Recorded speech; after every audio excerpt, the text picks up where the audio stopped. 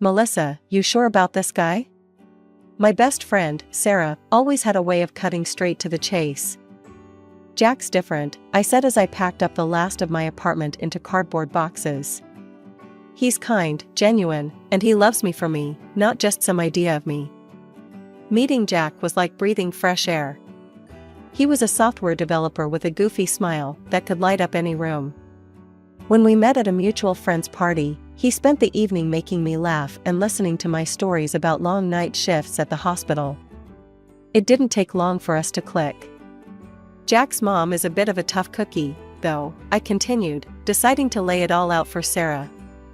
I hadn't told her much about Mrs. Cole. The first time I met her, she looked me over like I was a car she was about to buy, very skeptical. She made a comment about my job, said something like, "Nursing is such a cute little career, isn't it? Like I'm playing dress up or something." Sarah snorted. Well, just watch yourself around her. These mother-in-laws can be tricky. Jack and I had dated for 2 years before he popped the question. He did it in such a simple yet perfect way, during a picnic in the park where we had our first date. It wasn't fancy, but it was us. I said yes without hesitation. The wedding was small but lovely, filled with close friends and family, except Mrs. Cole, who spent most of the time critiquing the floral arrangements and whispering to relatives. I tried to brush it off. I was marrying Jack, not his mom, I reminded myself. Jack suggested buying a house in the suburbs, I continued. It's beautiful, but the mortgage would mean tightening our belts for a while. Damn, straight into the deep end, huh? How do you feel about that? I hesitated, my hands fiddling with the tape dispenser. I'm not sure. It's a big commitment, and with my shifts, it's not like I have a lot of spare cash floating around. Make sure it's what you both want, Mel. It's not just his life, it's yours too. I knew she was right. The idea of moving to a quieter place was appealing, especially considering the chaos of hospital life. But the financial strain was intimidating. Still, Jack was persuasive, saying things like, "We'll make it work, Mel. We always do." And his optimism was infectious. "We'll see," I said finally. "Let's get these boxes down to the truck." It had been a few months since Jack and I moved into our new house. I was still adjusting to the rhythm of paying the hefty mortgage every month, while Jack took care of our other expenses. Life was settling into a new kind of normal until the day Jack came back from visiting his mom, and everything turned upside down. Jack walked through the door, not alone but with his mother, Mrs. Cole, who had a grim look and a suitcase that looked like it housed her entire life. "Mel, Mom's going to stay with us for a bit. She's not feeling great," Jack said, as if it was a small, trivial change to our daily lives. I stood there, mouth slightly open, a frown forming. "Jack, when were you going to discuss this with me?" My voice was calm, but the annoyance was hard to mask. "Look, I know this is sudden, but she's really ill," Jack replied, his eyes pleading for understanding. Mrs. Cole, setting her suitcase down with a heavy thud, chimed in. "Those doctors don't know anything. They just want to steal the little pension I have left. I'm going to follow a special treatment plan my friend suggested. She just got back from some island and swears by it." I sighed, pinching the bridge of my nose. "Jack, we should have talked about this. We could arrange for a nurse or find a good facility." Jack's expression hardened. "Mel, I owe her. She's my mom. We're not sending her anywhere." Mrs. Cole walked over and hugged Jack tightly, giving me a look over his shoulder that could chill coffee. "Thank you, son. At least someone cares about me." As she released Jack and began surveying the room, her criticism started. "All this furniture is all wrong. It's blocking the energy flow. And, Melissa, really, this place is a mess," she declared, her voice filled with a mix of disdain and condescension. Jack rushed to her side, nodding and muttering agreements. I clenched my fists, feeling my space and my opinion shrinking by the second. Over the next few days, my home turned into Mrs. Cole's personal project.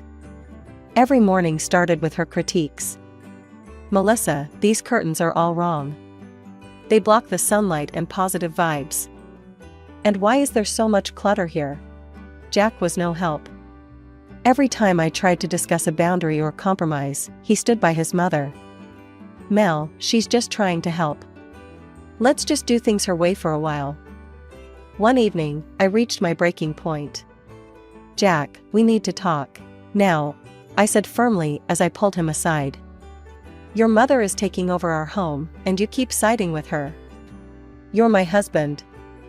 I thought we were supposed to be a team. Jack sighed, running his hands through his hair. I know it's tough, but she's family. We have to look after her. She's old and alone. I get that she's your mom, but where do I fit into this? Am I just supposed to nod and smile and let her redo our entire house? When do my feelings get considered? My voice cracked a bit at the end. Jack looked torn, his face a mix of frustration and guilt. I'm sorry, Mel. I didn't realize it was this bad for you.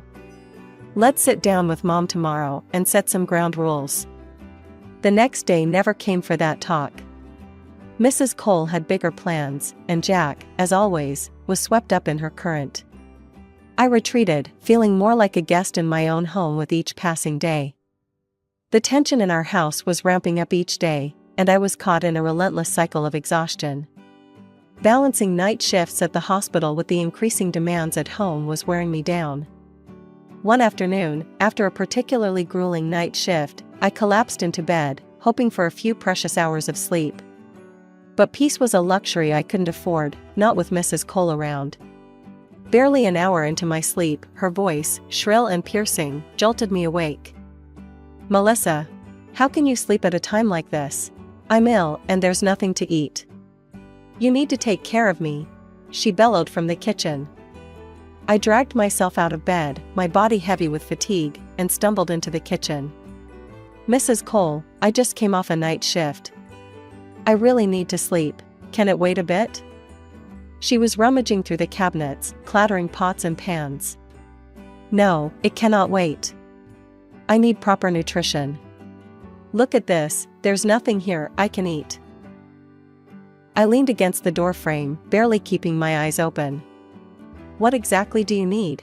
I'll make something quick. This. She thrust a crumpled magazine page at me. I need a meal with these ingredients. They're essential for my condition. With a heavy heart, I started pulling out whatever was closest to the list, trying to cobble together a meal that would appease her. It was slapdash, but it would have to do. After eating, she wasn't done with her demands. Now, come rearrange my room. The bed needs to be on the other side, and hang the mirror on the north wall. It's good for prosperity. That evening, when Jack came home, I was at my breaking point. Jack, we need to talk. Your mom, she's not as sick as she says. I asked her to get checked at the hospital, to get a proper diagnosis, but she refuses. She doesn't trust hospitals.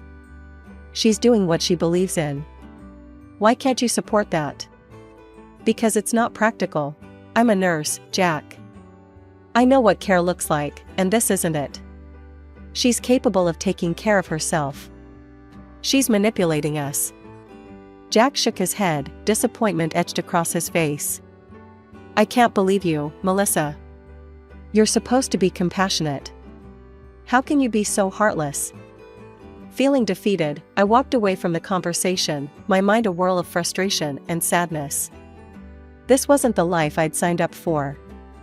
I loved Jack, but living with his mother under these conditions was turning our home into a battleground, and I was losing.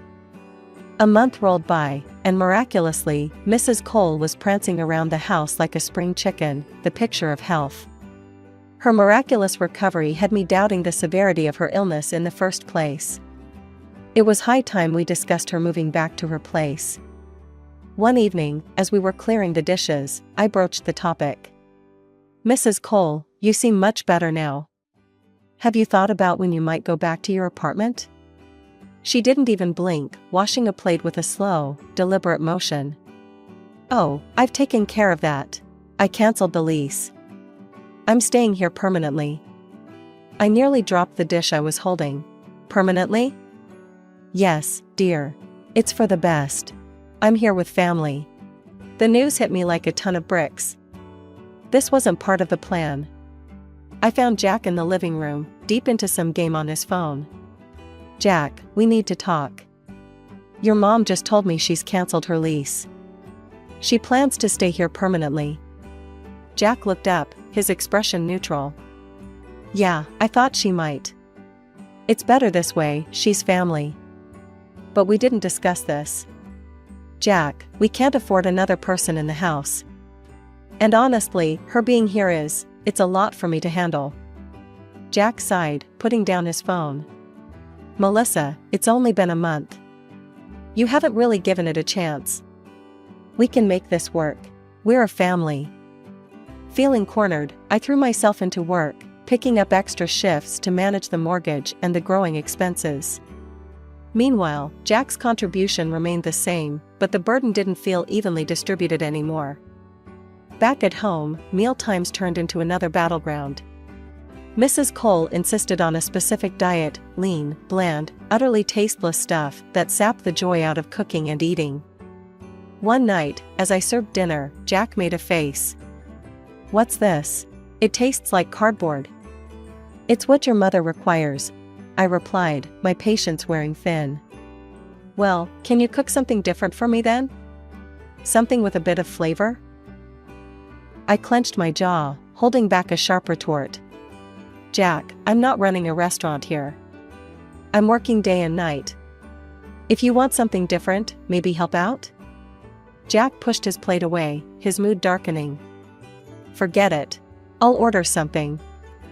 The financial strain was becoming unbearable. Mrs. Cole, noticing the tension, finally spoke up one evening. Melissa, I see you're stressed about money. I'll give you some each week to help out. True to her word, she started handing me $100 to $200 every week. It wasn't much, but it helped ease the pressure slightly. Yet, the core issue remained unaddressed. It started with little things, missing earrings, a bracelet here, a necklace there. I'd put them down, and then poof, gone. I thought I was just being forgetful, until more items began disappearing. First, it was my gold jewelry, and then household items like a vase and some small decorative statuettes. It didn't add up. I wasn't misplacing these things, they were being taken. One evening, I finally voiced my suspicions to Jack. I think your mom might be taking my things. My jewelry's gone, and now other items are missing too. Jack's reaction was instant and intense. I can't believe you'd think so low of my mom. She's not a thief. With no way to secure my belongings at home, I started taking my remaining jewelry to work. It was ridiculous, carrying around valuables, because I couldn't trust the security of my own home. But what else could I do? Then one day, I came home early from my shift, the sun still high in the sky. What I saw in front of our house stopped me dead in my tracks. Mrs. Cole had set up a makeshift table on the sidewalk, covered with what looked like a garage sale setup. But it wasn't just random knickknacks, it was my stuff, my cosmetics, some clothes, and even personal items, all laid out for anyone to buy. Mrs. Cole, what is this? I approached, my voice shaking with anger. Oh, Melissa. I'm just helping out. You said we needed money, so I'm making some, she replied cheerily, as if she was doing me a favor. This is my stuff. You can't just sell my things. I exclaimed, grabbing a sweater off the table. Look, I'm just trying to help. You keep saying money's tight, so I thought I'd clear out some clutter and make a few bucks, she explained, as if it were the most logical thing in the world. I was seething, so that's where her money comes from, which she shared so generously with us. Without another word, I started packing up everything. My hands trembled with rage as I stuffed my belongings into bags. I called Jack immediately, my words tumbling out. Jack, your mom is selling my things on the street. You need to come home now. He was silent for a moment when he arrived and saw the scene. His mother, caught in the act, tried to explain, but I was too furious to listen. Melissa, she was just trying to help, Jack said finally, siding with her yet again. Help? By selling my personal items? I couldn't hide my disbelief. This isn't helping, Jack. This is crossing a line. I couldn't take it anymore. The next day, I hired a locksmith to install a new lock on our bedroom door. I moved all my valuables and anything I cared about into our room and turned it into my personal fortress. At least in there, my world remained untouched. Jack was cold about it, saying I was overreacting. You're locking away from your family, Melissa. That's what you're doing. Family doesn't steal from each other, Jack, I retorted, my voice icy.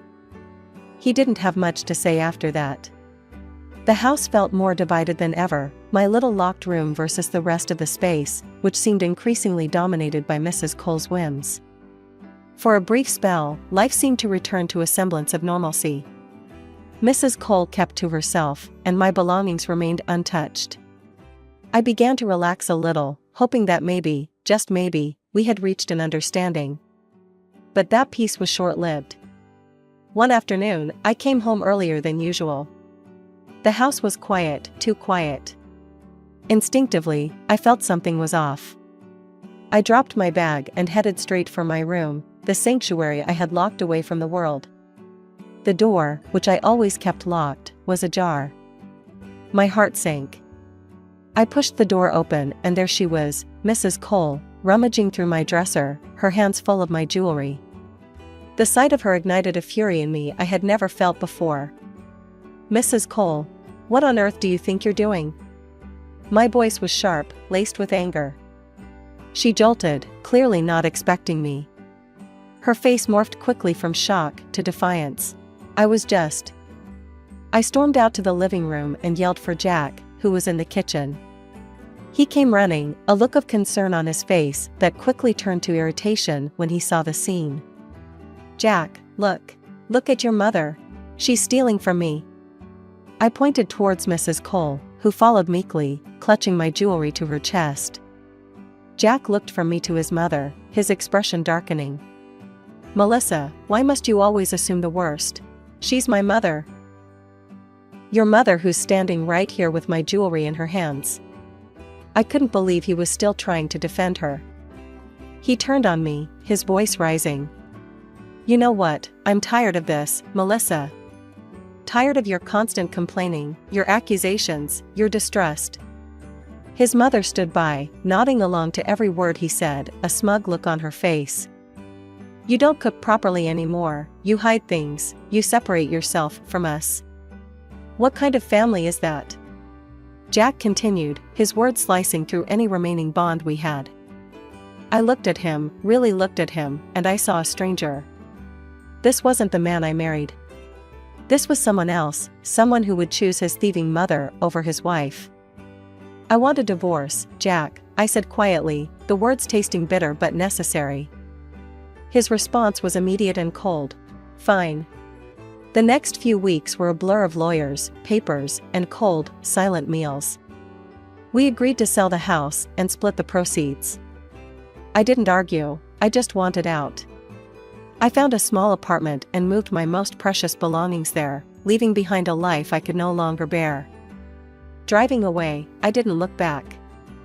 I had new beginnings to chase, and this time I would make sure they were filled with trust and respect, something I hadn't felt in a long time. Jack and his mother could have each other, and I would finally have myself. I came back to the house to pick up the last of my things, expecting it to be quiet. Instead, I was met with fury. As soon as I stepped through the door, Jack was on me like a storm. There you are, you vile woman. Where is my car? His face was red, his voice loud enough to shake the windows. What are you talking about, Jack? I didn't take your car, I said, genuinely confused and taken aback by his aggression. Don't play dumb with me, Melissa. My car's gone, and you took it because you want revenge. He stepped closer, his eyes wild. His mother, sitting in a chair with a blanket around her shoulders, chimed in, her voice dripping with venom. She's always been awful, Jack. I told you she was no good. I was speechless. The situation was spiraling, and I had no idea how to calm it down.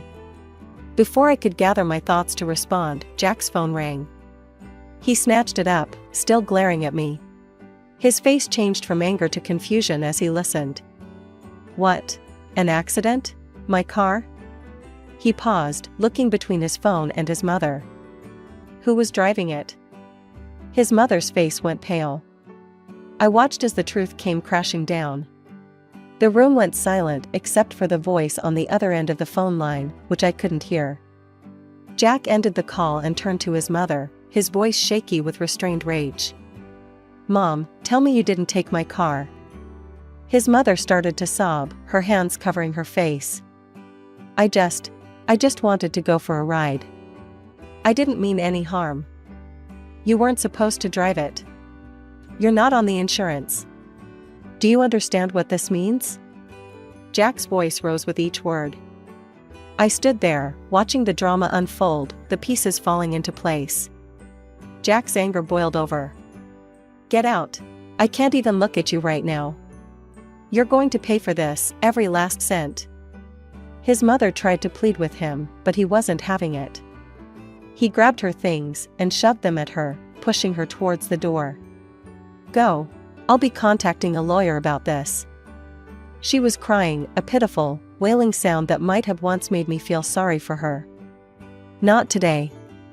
Today, it was just noise. As the door slammed behind her, Jack turned to me, suddenly softening. Melissa, I didn't know. I'm sorry. Can we start over? Maybe we can. I cut him off, my own voice calm but firm. Jack, you never stood up for me. Not once. How could I ever trust you to protect me or us? I can't be with someone who doesn't see me, who doesn't believe in me. After the divorce was finalized, and the house sold, splitting the money felt like the last cord tying me to a life that was no longer mine. I found a cozy apartment in a friendly neighborhood. The first time I made the mortgage payment, I was relieved. It was nothing like the suffocating debt of our old home. This was manageable, something that didn't keep me up at night. The place was small, but every corner of it was filled with possibilities. Decorating it became my new project, a way to reclaim my space and my identity. One lazy Sunday afternoon, as I was arranging some books on a new shelf, my phone rang. It was my best friend, Sarah. Hey, Melissa. How's the new apartment treating you? Sarah's voice was always bubbly, even through the phone. It's great, Sarah. Finally feels like I'm breathing again, I said, smiling as I looked around my little living room. I heard about the lawsuit. Jack really went through with it against his mom, huh? Her tone was a mix of disbelief and curiosity. I chuckled, not without a hint of irony. Oh, he did. And he won. His mom has to pay for all the repairs to the car. Last I heard, she had to pick up a job because of it. No way. She's working? After all those years of acting like the queen bee? Sarah's surprise was palpable. Yep, reality hit her hard. They'd been at each other's throats since the court decision. It's a mess, but honestly, Sarah, they dug that hole for themselves, I said, not able to keep the satisfaction out of my voice. After hanging up, I thought about how much had changed. Jack and his mother were a constant source of drama, and now, distanced from it, my life was mine again, quiet, peaceful, mine. Over the next few months, I threw myself into decorating my new apartment and taking up hobbies I neglected. My evenings were no longer about navigating family dramas, but about rediscovering what made me happy, reading, painting, and sometimes, just watching old movies. One evening, while I was painting a canvas with broad, vibrant strokes, my phone rang. It was Jack. Melissa, hi. Just wanted to check in. How are you? His voice was tentative, unsure. I'm good, Jack. Really good, actually. Just working on a painting right now. I responded, my tone polite but distant. That sounds great. I'm glad you're doing well. He paused, and I could almost hear him struggling to find the right words. Listen, I've been doing some thinking. I cut him off before he could continue. Jack, I hope you find whatever it is you're looking for. But for me, I've already found it, my peace. I need to focus on that. Hanging up, I looked around my little apartment, my sanctuary, filled with things that brought me joy. The phone call hadn't stirred the old chaos, it had only affirmed my new path.